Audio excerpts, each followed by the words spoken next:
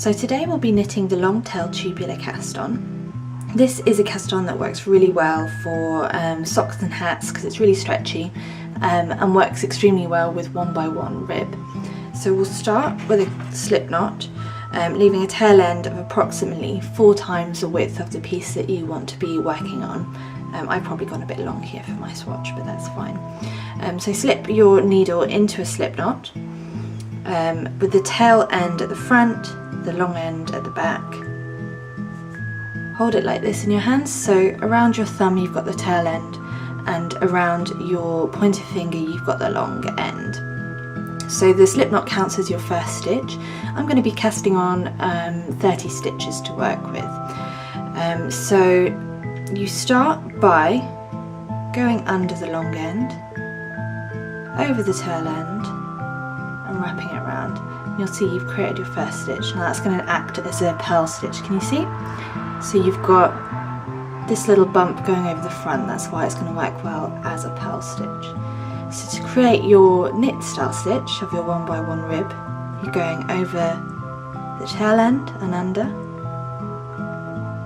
over and under the long end, and wrapping it around. So I'm going to repeat that a few times for you just so you get the motion. So you're going over and under, and over and under. And again, to create that knit style stitch, you're going over and under, and over and under. So you can see how that's creating quite a wiggly cast on here. It can be quite awkward to work in the round actually, but on straights it's more straightforward. In regards to working in the round, I actually recommend that you work the first couple of rows straight and then join, but you'll see that as I go on. So I'm going to continue doing this. So we've just done a knit style stitch, we're going to do a purl style stitch. So I kind of keep track of my counting by thinking of this one as being all the even numbers and this one as all of my odd numbers. This one creates the purl stitch and this one creates the knit stitch. Okay, so currently I've got 5 stitches on my needle. I'm going to count all the way up to 30.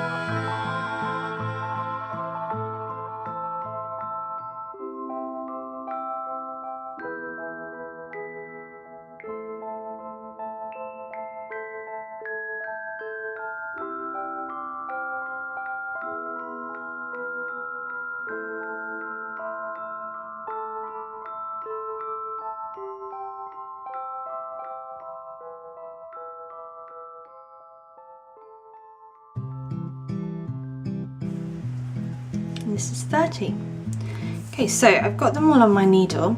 The only thing about this cast on is that the end stitch is a bit fragile, so what you'll need to do is tie them together. So grab your tail end and just create a knot just to tie it onto the needle. Yeah, I've definitely gone a bit overboard on the tail end there. That's fine, just tighten that up. So that's now sitting securely on the needle. You can see it's very wobbly. This is why I recommend just being a little careful when working around with it. This can easily twist, which is why I suggest working it straight initially. So we're now going to work a couple of rows of tubular. You can work up to 4 rows actually of tubular. I just do 2 generally. And it's worked by knitting into the back of the knit stitches on the first row, and then with the yarn at the front slipping all of the purl stitches. You then go on to knit, just knit regularly, but on the first row you're always knitting into the back of the knit stitches. So keep your tail end out of the way. It's very easy to knit with your tail end. So this first stitch, you'll see that it's twisted on the needle. Can you see that?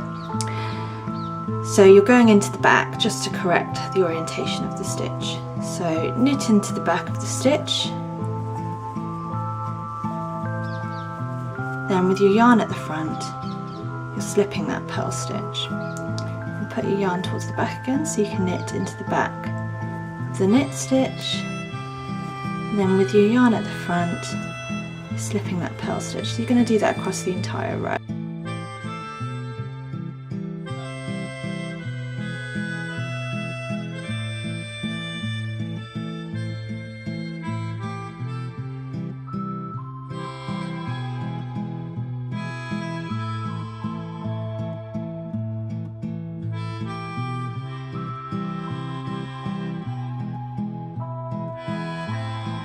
you can see I'm just doing this across the entire row and being careful not to twist any of the stitches. Once we've knitted through the back loops of all of these knit stitches, it won't be necessary to knit into the back of them any further. It's literally just to correct the orientation of the stitch on the needle so it's not twisted on that first row. So nearly there.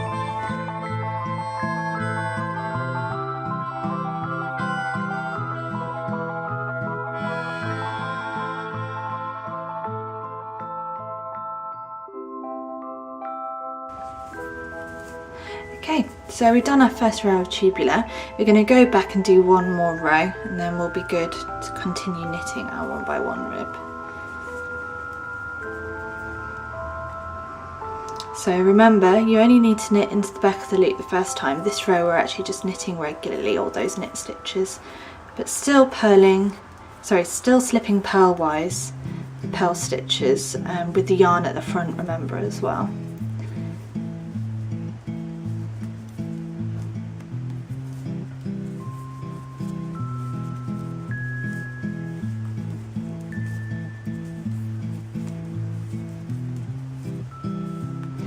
Find that this gives a really lovely edge.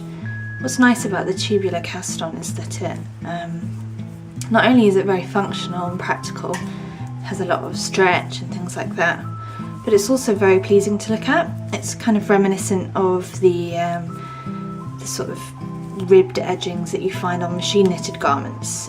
Tubular is often used actually as a cast on method on a machine stitched garment, and it just gives a really nice neat finish. Nice and rounded, and you'll see that from my sample in a mo.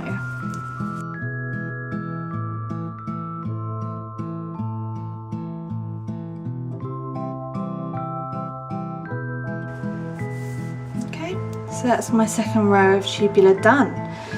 So now all that's remaining to do is just change to your slightly larger needle size, the one you intend to knit your rib on, and then continue knitting in the 1 by 1 rib.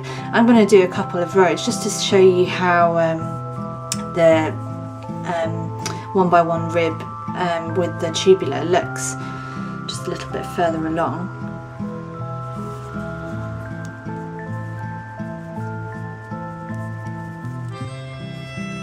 Of course I should be using slightly larger needle sizes, but for the purpose of this video I'm just going to continue with this one so you get an idea.